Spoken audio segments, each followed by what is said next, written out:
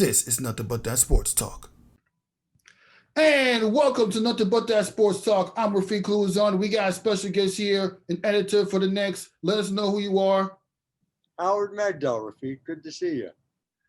Good to see you too. And yeah, it feels like yesterday we were covering the NBA bubble. Right now, well, you're covering women's college basketball, which you probably have done for how long? It's been quite some time, but we're covering the WNBA offseason too over at the Next. We're making sure that we're covering the sport 24/7, 365. Speaking of the WNBA, the draft lottery is this Friday in the middle of the game between Louisville and DePaul. What do you think the chances are for Liberty to get a high pick? And what players should they pursue when college basketball season is done? Well, I think their chances are 44.2% for getting the number one overall pick because that is their chances based on the way the ping pong balls are set. But boy, the Liberty are a really interesting situation, right? They played in 2020 without many of the key players that they plan to rely on going forward. And I don't just mean Sabrina Ionescu, who obviously missed all but 3 games of the season due to her ankle injury, but also the fact that you had players who were expected to come over that because of the odd nature of 2020 didn't, whether it's Rebecca Allen or Han Shu, players who they are looking at as key parts of their future. And so when you think about who they should be drafting, it's not as easy as just looking at the roster and saying, all right, they didn't get production out of this position, they should add to it, because there's a lot of players. Asia Durr is another example, who missed 2020 due to COVID. There's a lot of talent on this roster, and figuring out who and what fits in with them is a challenge for Jonathan Kolb, the general manager, to be sure. Exactly. And the Liberty had the potential to be like an up and rising team when Sabrina Ionescu is fully healthy. And let's not forget they were without Rebecca Allen. And well, we all know how good Rebecca Allen could be in terms of spacing the floor and nailing down shots and getting inside the rim. Like, what can you say? In terms of Rebecca Allen, I think you said it. Rebecca Allen is an elite three-point shooter. Let's not forget on the defensive end, she's also an above-average shot blocker, which is something that, gives her almost, if you want to use an NBA comp, because there really isn't a similar WNBA comp, given her size, her stretchability, her ability to reach. I always think of Robert Horry as somebody who is capable of hitting threes, somebody who could block some shots, who is an absolute key. And, the Liberty, for their part, view her in similar ways. She's a critical part of what they're looking to do with 2021 going forward. Yes, that's exactly why. But before we get back to the conversation, I want us to give congratulations to Ariel Chalmers and Khristina Williams for making 30 under 30 because, man, that is extremely big. Oh, they also made it alongside Asia Wilson, the WNBA MVP, and many other big individuals. Making 30 under 30 for formats is extremely big for anybody that are trying to get into the industry or in the industry or trying to grow their strength in what they're doing right now. Aria from Bleacher Report, Khristina Girls Talk Sports TV. Congrats to you guys once again. Now back to the conversation at hand. If I could, before we get back to the conversation, Ariel Chambers is one of the great human beings in this business, and I've been privileged. She works with us at the Next. She worked with me at High Post Hoops as well, and it is an honor to see her recognized because her greatness is beyond compare. I would also be remiss not to point out Anya Packer, who is a member of the 9 advisory board. I'm going to take a moment if you don't mind. Sure, no problem. The 9 is a newsletter across 5 women's sports: women's soccer, tennis, basketball, golf, and hockey. We cover 5 different women's sports every single day, a different key voice talking about those stories, whether it's the coverage, whether it is exclusive interviews, or it is curated links to all the great work that's being done, because there is not a network of women's sports coverage that exists as an amplifier effect the way the men's game does have. So if you are listening, go to the9.substack.com, check out what we've got. We've got a Black Friday sale. Now, we also have a Black Friday sale that is extended through the end of the week at the Next. The Next, we have 30 plus journalists working on covering the game 24/7, 365. And diversity is key in terms of being able to tell the right stories and who are the people who are telling them. And so being able to boost the career of somebody like Ari Chambers, a woman of color, that is what we do every day at The Next. And I would urge your listeners to go to thenext.substack.com, see what we're all about, and support if you can. That is amazing. You really laid it down right there, Howard. Appreciate it. That you really explained everything the world needs to know about women basketball, women in sports, and the females that cover it.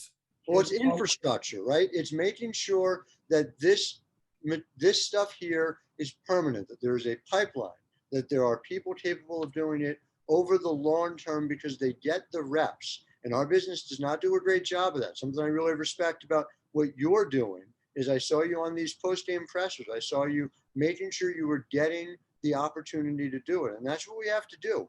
We have to push to change the nature of this business if we want to change the outcomes.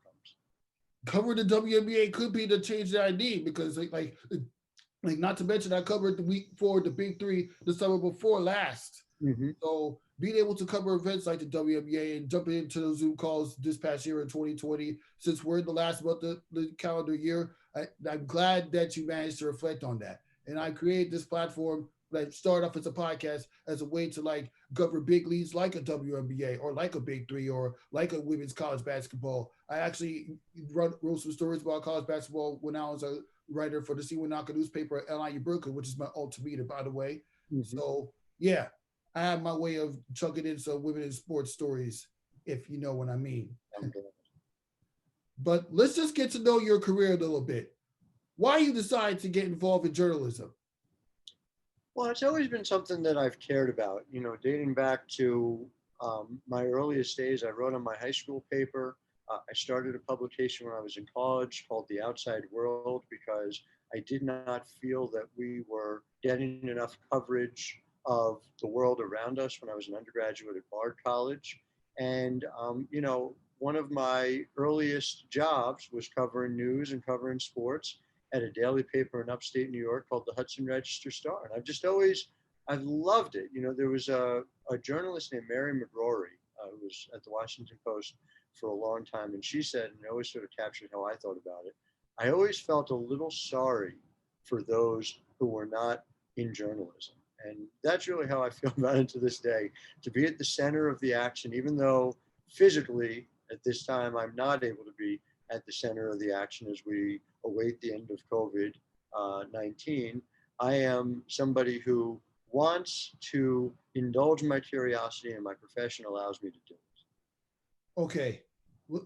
You really have some incredible stories to tell. Why don't you talk about like how the Next got started, along with High Post Hoops and a bunch of other publications that you started after you were done with college? No, it's a great question. I appreciate it. And the simple answer is this.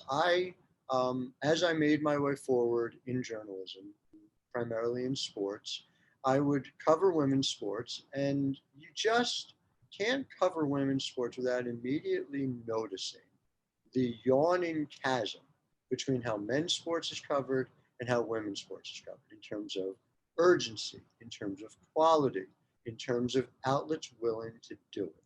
And so I devoted more and more of my time. I found myself, especially by 2015, just if I could shift my focus from I'm going to cover women's sports when I get the opportunities within my outlets to I'm going to push my outlets to cover women's sports more. And I'll cover men's sports as well, because I certainly enjoy it, but around making women's sports the priority.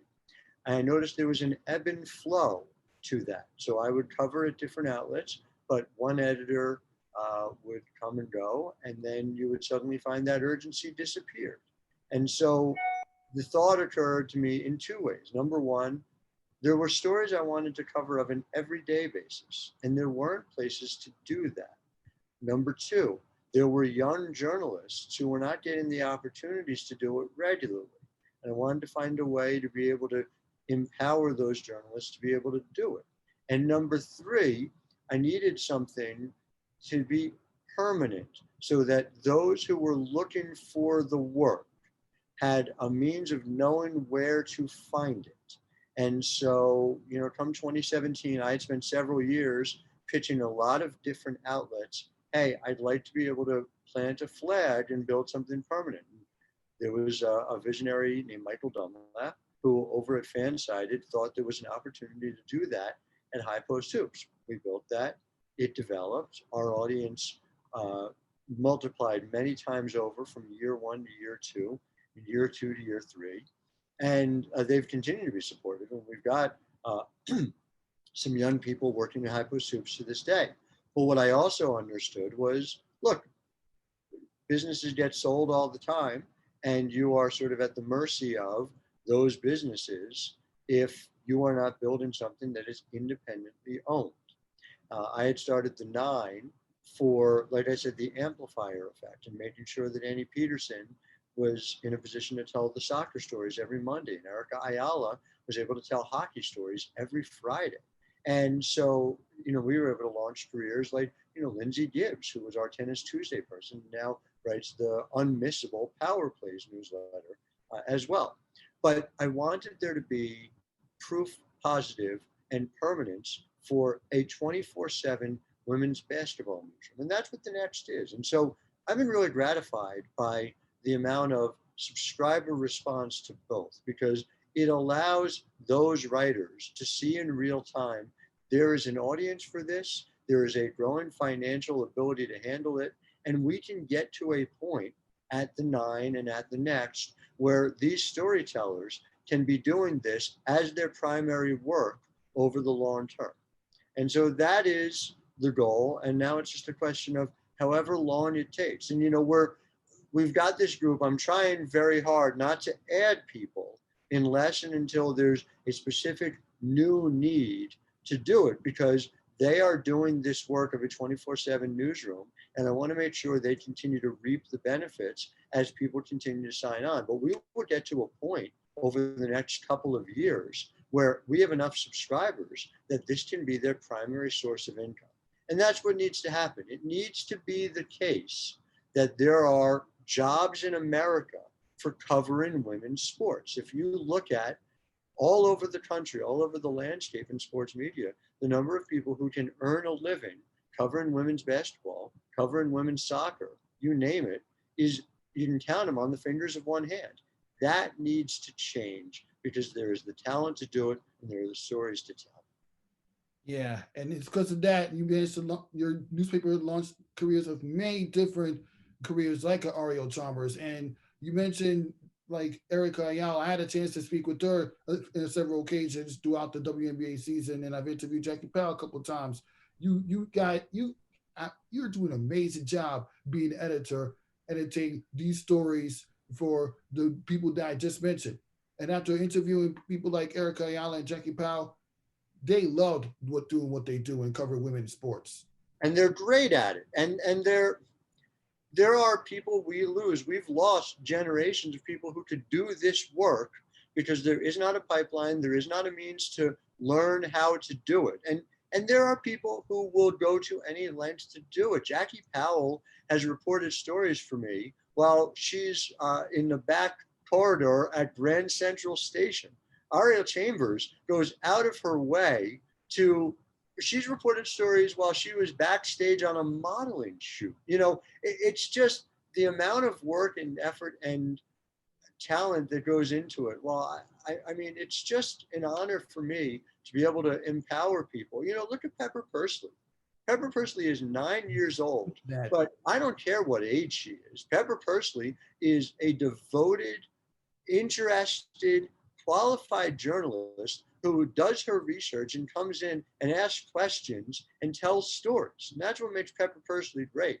The fact that she's 9 years old is a delightful window into the fact that we need to change our perceptions of who is able and willing to do this work and who is talented and capable enough to do this work. But Pepper Pursley is great because Pepper Pursley is great, not because she's not. Because Khristina Williams mentioned this in an interview. Like after the WNBA season is done, you rarely hear much of the WNBA players because either they're off overseas or you don't hear from them until the very next season comes around. And that was the case before I knew about Girls Talk Sports TV when I was watching WNBA in like the late 2000s and the early 2010s, like before I knew about the writers that we just talked about earlier in the show. So yeah, what are your impressions about the fact that Jackie Powell went from writing for your publication to writing stories for Slam magazine and a bunch of other publications? It's the thing I'm probably most excited about when it comes to this type of creating of a pipeline. You know, Jackie Powell is somebody who should be employed doing this regularly every single day. And so for me, I consider it part of my mentoring and part of my work is to make sure that the people I'm working with get opportunities, not just at the next while we're building, but in other places as well, where they can continue to build their profile and have their voices heard everywhere they can. And so, to me, being able to reach out to an editor and say, hey, here's somebody, or increasingly as this work has gone on, to have editors come to me and say, hey, I'd like to write this. Who do you have that you can recommend? Is something that I just absolutely love. So when I see somebody like Bria Felicien get her bylines in Sports Illustrated, and Bria does incredible work as the managing editor over at The Next, or at Sports Illustrated, and Eric Ayala gets a cover story, or Jackie Powell is in Slam, or Dorothy Gentry's in the New York Times. I mean, it's just, that's the system working. That's changing the nature of how this business operates. And it's as rewarding as anything I can imagine. It, for me, means more to me than seeing my byline somewhere, to be honest with you. Yeah, that's just amazing. I'm glad that you still be consistent in covering women's college basketball, especially during this difficult time. Like, since we're like literally a week into the start of women's college basketball, what are your impressions about what you've seen right now compared to last year? It's hard to draw definitive conclusions, both because we're real early and also because, as you know, a lot of games have been canceled or postponed because of COVID-19. So, if you'd asked me in a normal year, a couple weeks in, I'd have some initial impressions of Paige Pucker, who was the consensus #1 freshman coming in at UConn. But of course, UConn, due to a tier 1 positive test, has had to cancel the first 4 games of the season. I think very highly of Paige, and then she's going to have a remarkable career, but you don't get to see her yet. I mean, the things that have stood out to me, and I'm writing about this for the 9 at Basketball Wednesday tomorrow, but someone like a Charlie Collier, who was someone I was already impressed with, has obviously worked hard on her game at University of Texas, and the combination of being able to play for Vic Schaefer, who is no stranger to building players into pros, and just the fact that, Charlie at 6'5" with incredible range and a diverse set of skills is going to be just amazing. But, even somebody like Kelly Van Lith, we had a story Mitchell Nothin wrote about her at the Next rather this morning at Louisville. These mature players are coming in and they're just capable of doing a lot right away. Caitlin Clark at Iowa is somebody with, a Jerry West style handle. She's 6'1". She can shoot the ball from 25 feet out, and she makes great decisions as a freshman. That's the quality of talent that's coming into this game. So I guess my biggest takeaway is that the pandemic and all the ways in which it has altered 2020, it has not changed the fact that the pipeline is wider and the talent coming into this game is greater with each passing year. And with the talents that you just mentioned, you're still enjoying the basketball content that you're getting right in front of your TV screen. I mean, Close. I mean, how do you not? It's just, that's one of the pleasures of the work I do, is that I'm able on a day-to-day basis obsess about the kind of basketball that's being played. And look, this is a very challenging moment. And to me, if 98% of the games get canceled, and that is because we have found a safe way to play 2% of the games, that is far better than playing a single game that puts any players or coaches in extra danger, as far as I'm concerned. So to me, we take every precaution. If there's basketball that can be played for people who have worked their whole lives to get to this point, I'm for it. And if we can't, because it's not safe to do so, I'm for that too. And it's because of this global pandemic, in the blessed side, you're able to cover more teams that you probably would have covered in a normal year. Like in a normal year, you would have had to travel from one state to another just to be able to cover women's basketball in the WNBA. So Zooms have really democratized that coverage as well, and have allowed us. I mean, listen, you just to go back to Pepper. Pepper was able to cover a lot more ground than typically she would have been able to, because of the fact that she was able to do things electronically. And I think, that may be a lesson that we take away. There's nothing that is a substitute for the live in-person coverage. You get to know people in that way. It doesn't just have to be about the interview you record. It's about getting to know the people that you're covering, and good reporting comes from that, and good longer term stories come out of that as well. But yes, it does allow you, I'm going to be able to see Dawn Staley on a regular basis via Zoom, and I wouldn't have been able to get down to South Carolina on a regular basis. So yeah, it's not a small thing. You're right. And not to mention the fact that when we was on the Zoom calls for the Connecticut Sun, we noticed that the PR person for the Connecticut Sun, she really gets up close and personal with the people that she puts on the Zoom call. Wow. I never even thought you get a chance to like, because every other Zoom call you jump in, they just straight up interview, leave when it comes to the players. So it's, it's kind of different, because if you in a normal year, you get up close and personal and building the relationships with at least one or two WNBA players, like Khristina Williams personally knows Renee Montgomery, and Ariel Chalmers personally knows Candace Parker and one of the players from the Indiana Fever. I don't want to say Pacers, my bad, but yeah. Yes, and that goes above and beyond. She does an excellent job. If we were making a power rankings of WNBA team PR, and that would certainly get some first place votes for sure. And it's so popular that when you're playing NBA 2K, you see the next we talked about during the WNBA My Player. But yeah, sticking to the conversation at hand. This week, Louisville versus DePaul. Like, how big of a threat you think Louisville's going to be for the rest of the season? I think Louisville has a chance to win a national title. I mean, Dana Evans is on the short list of the best players in the country. And, we talked about Haley Van Lith, and she's a tremendous player. But Louisville's defense, it's what Jeff Walz builds there every single year. He builds a team that, and this was one of the things I was curious about early. And by the way, DePaul will test it, because DePaul's offense is tremendous. And obviously, Doug Bruno's teams always come to play, especially at the offensive end. But you wonder, because defense is so often a function of being able to communicate. Well, if there's one thing that is in short supply during the COVID pandemic, it's the type of on-the-court consistent time and off-the-court team building that you normally are able to get in a program. And so I wondered whether defense would be one of the things that suffered as a result. And early on, it's just hasn't been the case for Louisville. Louisville has known how to do this and defends extremely well. But yes, I am very eager to see that test coming up against DePaul.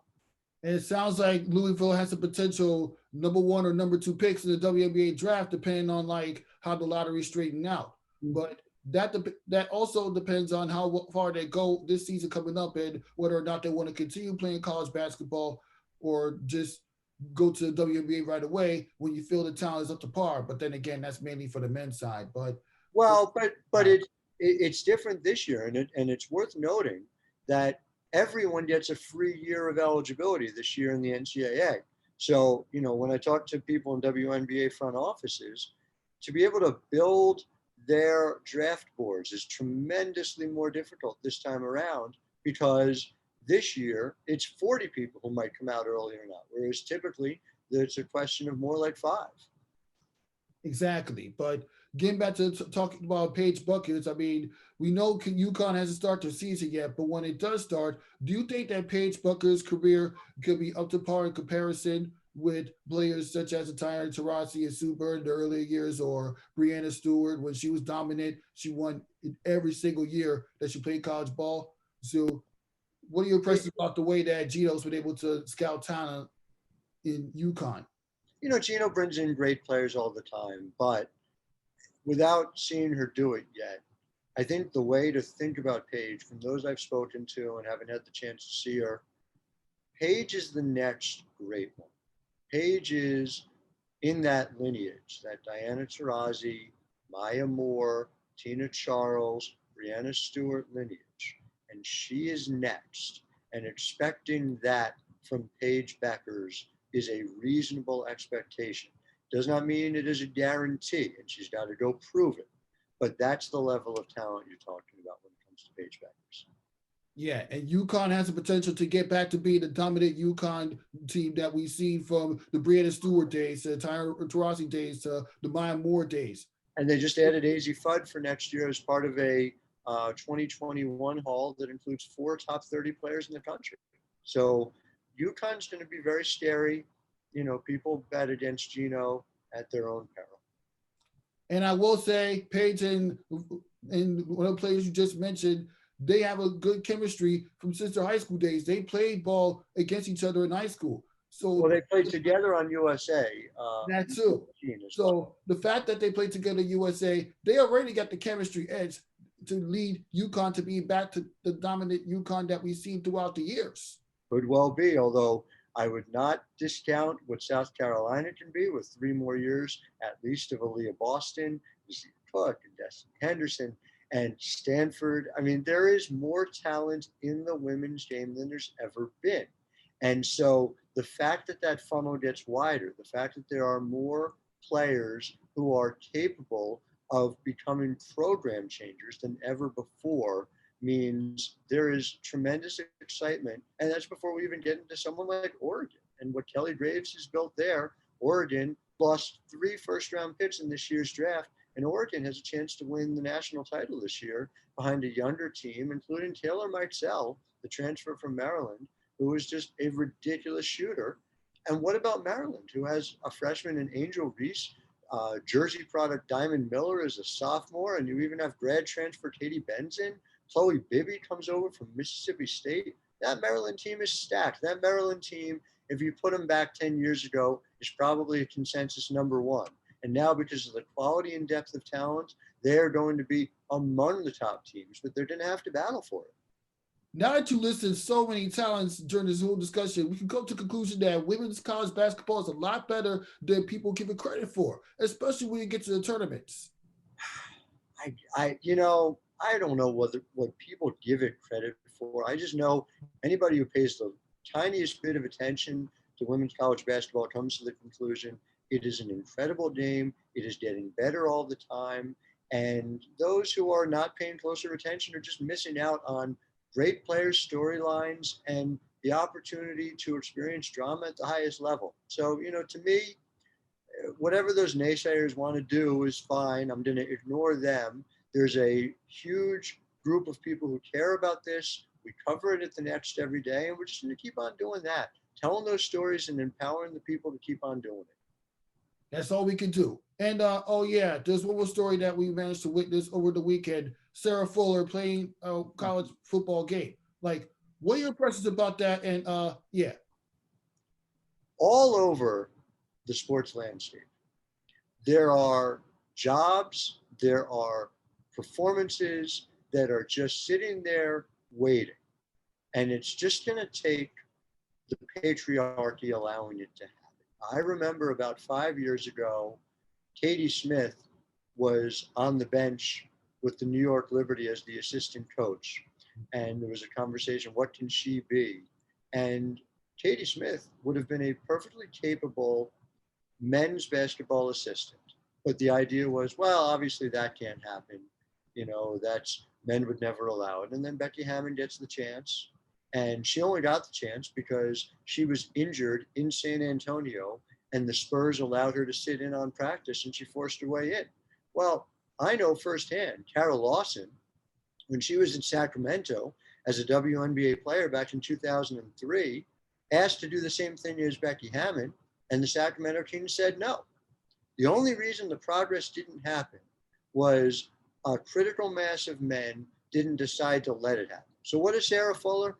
Sarah Fuller is one of many kickers through the years who could have played men's college football. She gets the opportunity. Hopefully it opens the door from there. But we need to stop pretending that there aren't women capable of doing many, many things in men's athletics. Sarah Fuller is just the latest. And I was particularly gratified to see that she wasn't just happy to be there a week after winning a championship with the Vanderbilt women's soccer team. She gave a speech at halftime talking about the need to be supportive of one another with her teammates. Sarah Fuller is just another in an example of these leaders. And you'll see it in Swin Cash in a front office with the New Orleans Pelicans. You see it everywhere. All we need is to give women a chance. That's all that needs to happen. And they will bust through those doors. And to piggyback on what you say about giving women a chance, they should really do a trend starting next season, put one woman who's a kicker from the soccer team in every college football team going forward. Well, not every college football team, but at least work its way towards that. So this way, because Sarah Fuller mentioned in the interview that you can do anything if you put your mind to it, whether you're a woman or a man. If women are the best at kicking, they should be the kickers. It's as simple as that. And we can pretend and say, well, if that were the case, then there'd be more women kickers. Well, you tell me how many get an opportunity to try out. You tell me how many women get the opportunity at the high school level to kick on their high school teams. How many women are being given the opportunity to enter the pipeline at an early age? How many women are being given the training at an early age that you see men get when they are boys? If we change the way in which we develop talent in this country and we make sure that women are a greater part of it, then the results will follow. But you have to change it at the operational side of things. And if the input changes, the output will change as well. That is extremely true. Well, you just nailed it right there. I appreciate that. Yeah. Well, that concludes this episode of Nothing But That Sports Talk. Thank you for stopping by, Howard. And I'd like for you to continue the progress that you've been making, both as an editor and a reporter for the next. My pleasure, Rafique, and all the best to everything that you're doing as well. And to all the big ballers out there, get your head in the game.